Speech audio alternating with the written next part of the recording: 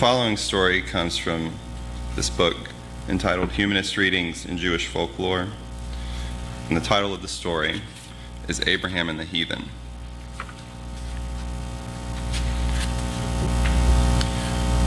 Once, as the patriarch Abraham sat at the entrance of his tent, he saw an old tired man approach. Abraham arose and ran forward to bid him welcome. He begged him to enter his tent and rest, but the old man declined the invitation and said, "No, thank you. I will take my rest under a tree." But after Abraham continued to press him with his hospitable attentions, the old man allowed himself to be persuaded and entered the tent. Abraham placed before him goat's milk and butter and baked for him fresh cakes. The stranger ate until he was satisfied. Then Abraham said to him, "Now, praise the Lord, the God of heaven and earth, who gives bread to all his creatures." "I do not know your God," replied the old man coldly. "I will only praise the God that my hands have fashioned." Then Abraham spoke to the old man, told him of God's greatness and loving kindness. He tried to convince him that his idols were senseless things that could neither help nor save anyone. He urged him therefore to abandon them and put his faith in the one true God and thank him for his gracious acts that he did for him every day. But to all of Abraham's fervent pleas, the old man answered indignantly, "How dare you talk to me this way, trying to turn me away from my gods? You and I have nothing in common, so do not impose on me any further with your words, because I will not heed them." At this, Abraham grew very angry and cried out, "Old man, leave my tent." Without a word, the old man departed, and he was swallowed up by the dark night in the desert.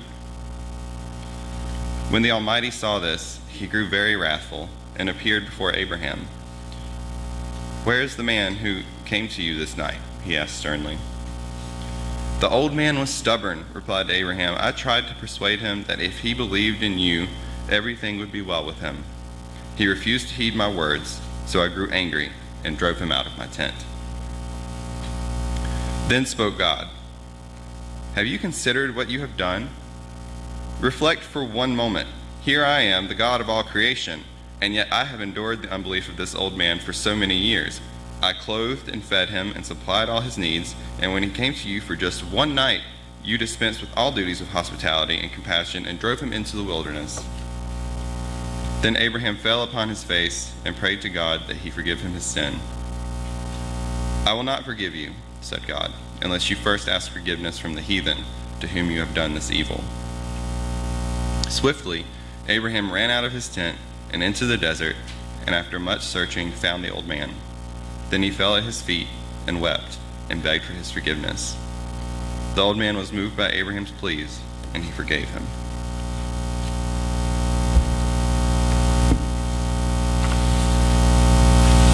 So I wanted to share this story of Abraham and the heathen because I think that it captures the essence of Jewish spirituality.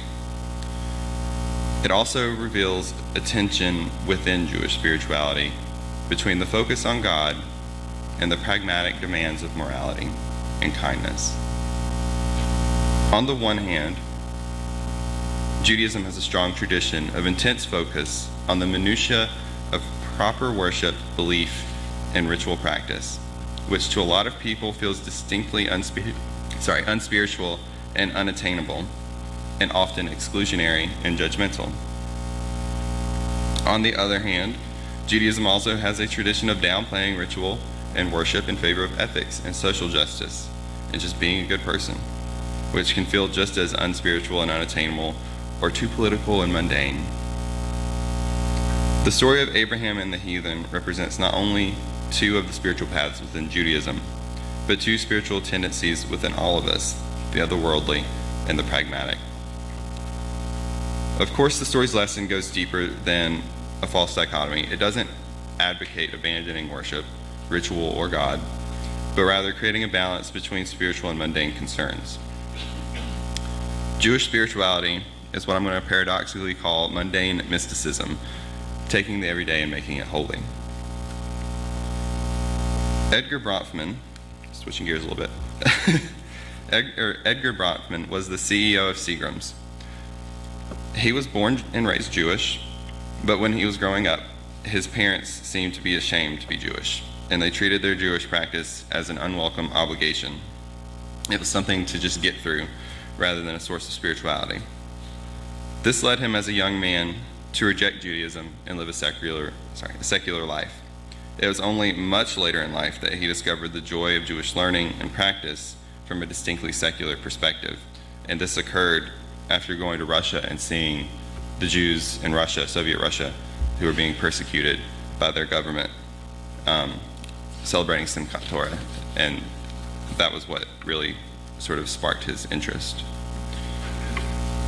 In his book, Why Be Jewish?, he tries to convey his understanding of what it means to practice Judaism. He says, Judaism does not demand belief. Instead, it asks us to practice intense behaviors whose purpose is to perfect ourselves and the world. Just as Moses brought down the tablets of the law from the mountain, Judaism, through its emphasis on ethics, morality, and human relationships, brings the divine to earth. That is the heart of Jewish spirituality. The Orthodox Rabbi Daniel Hartman likewise argues in his book, Putting God Second, that the commandment to sanctify God and not desecrate the name of God is intimately connected to ethical behavior. He states that God's name and reputation are intimately connected to the level of moral decency of those who are perceived to be God's representatives or followers. Thus, the most theocentric of commandments is reshaped into the most anthropocentric. Reflecting this tendency, there is a spiritual practice in Judaism known as Musar, which is expressly focused on cultivating virtues through meditation, chanting, and study. This intense focus on tzedek, which is the Hebrew word for righteousness or justice, is balanced with and supported by the religious practices of Judaism: Torah study, mitzvot, holy days, and daily prayer. Prayer is one of the means by which Jews elevate the mundane into the holy. Traditionally, there are 3 periods for formal prayer: morning, afternoon, and evening. This would be shacharit, this morning. To get ready for morning prayer, the individual washes his hands while reciting a blessing, dons a yarmulke, a prayer shawl, which is called the talit, and tefillin, the boxes with the leather straps that contain passages of Scripture. These formal prayers cover every element of life: praising God for a new day and the blessings that He has bestowed, asking for wisdom and the necessities of life, while being thankful for your health and every other blessing of life, expressing wonder at the beauty and mystery of creation, expressing hope for a better world, and remembering loved ones who have died. Outside of these formal periods of prayer, there are many smaller blessings and prayers that are recited throughout the day. There are blessings to recite before consuming every type of food and drink, and a prayer of thanksgiving that's supposed to be recited after every meal, elevating the mundane act of eating into a period of spiritual reflection. This actually reminds me of some Shabbat dinners with my in-laws. None of us know the prayer for the after meals, but we sometimes feel obligated to do it after Shabbat, and so we muddle through it, just sort of. You're supposed to sing it, but it just comes out in a staggered, like, meh. So there are blessings for waking up, going to sleep, seeing something beautiful or unusual, for new experiences, for fulfilling a mitzvah, and even for going to the bathroom. When you get done, you're supposed to thank God for the opening and closing the appropriate passageways in your body.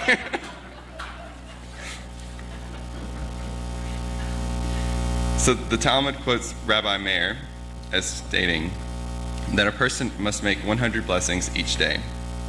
Whether he meant that literally or not is irrelevant to the purpose of his statement, which is to say we have a lot of reasons to be thankful every day. Reciting blessings is one way to raise those reasons to a level of conscious thought and intentional gratitude. Jewish law further sanctifies the mundane by covering every element of life. I do mean every element, to the way that you put on your shoes in the morning. The word for Jewish law is halakha, and it comes from the root word meaning to walk. And it literally means the way of life or the way to walk. This reflects its all-encompassing nature. It covers not only the way to pray, but also ethics, charity, study, sex, child rearing, how a person should dress, what they should eat, how they should conduct businesses, and even influences the way that the home looks.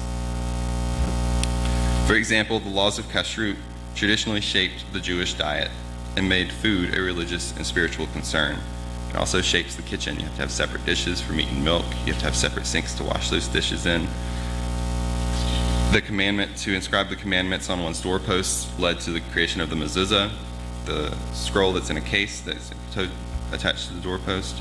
And this is supposed to be a constant reminder of one's Jewish obligations. The commandment to attach tzitzit, or fringes, on four-cornered garments created the talit as a constant reminder of the spiritual elements of life. This type of all-encompassing commandedness may seem overbearing, but from the traditional Jewish framework, these are the fundamental ways in which a Jewish person can connect to God. It is through fulfilling the commandments of God that Jews make God's presence felt in the world, and by doing the will of God, a Jewish person becomes God's hands in the world. This makes the study of Torah, the source of all Jewish law, one of the most important spiritual practices of Judaism. In Orthodox theology, the Torah is the revealed will of God and the covenant between God and the Jewish people that reveals the ideal way of life. Through study and argument about the meanings and implications of the text, an individual can understand what it is that God has commanded for himself as an individual and for the community as a whole. The Talmud teaches that the study of Torah is equal to all the other commandments because it leads to putting them into action. Knowledge leads to righteousness. The emphasis on study and debate imbues the intellectual values of critical analysis and knowledge with spiritual significance, and that emphasis on the intellect is central to Jewish identity, even for secular Jews. These intellectual values are so important that the Kabbalistic concept of God includes wisdom and understanding as two of the highest attributes of God.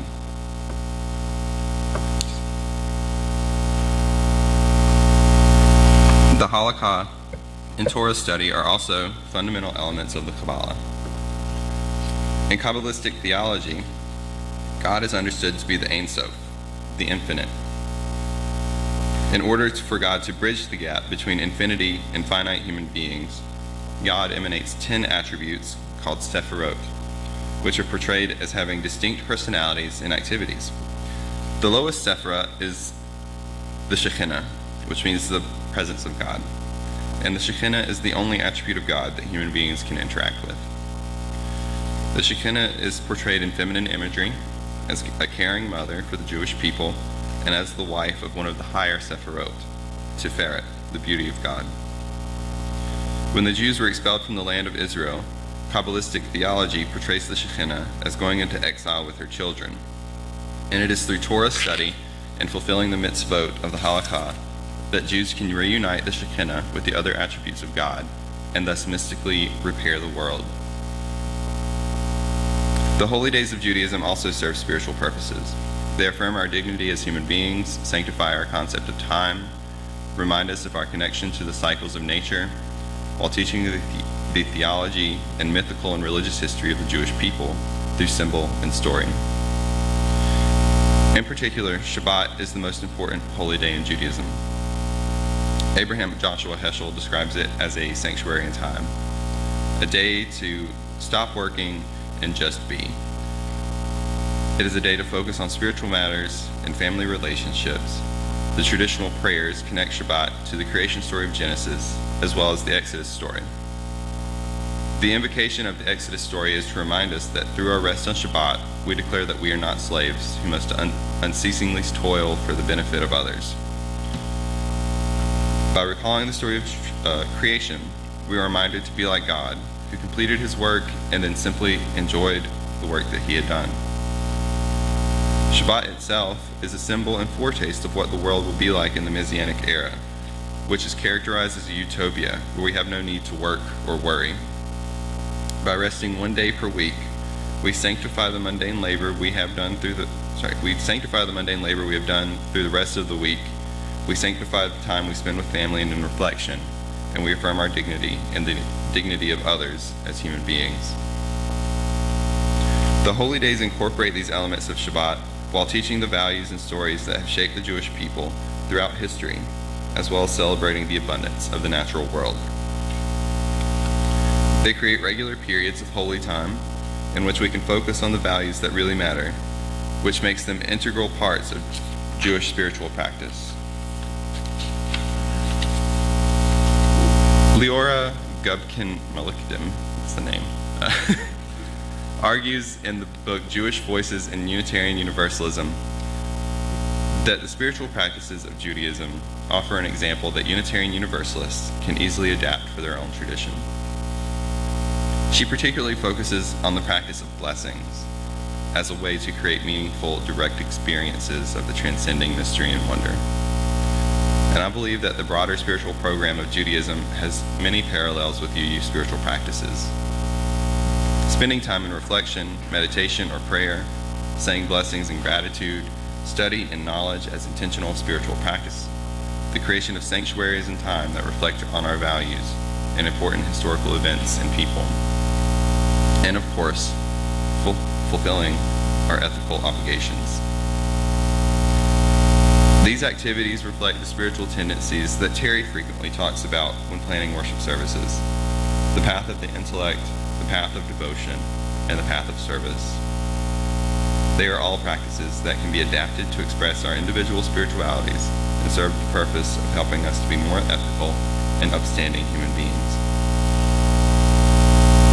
All of these spiritual practices, Torah study, prayer, and the observance of holy days, exist in balance with the ethical demands of Judaism and for the purpose of promoting righteousness.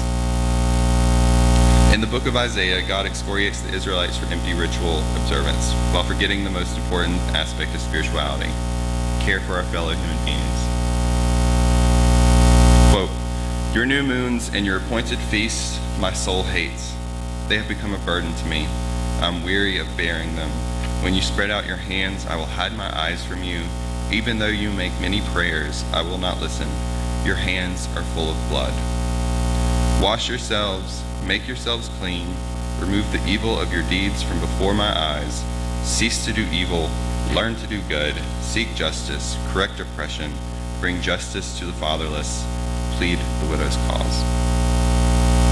Our story of Abraham and the heathen has the same message.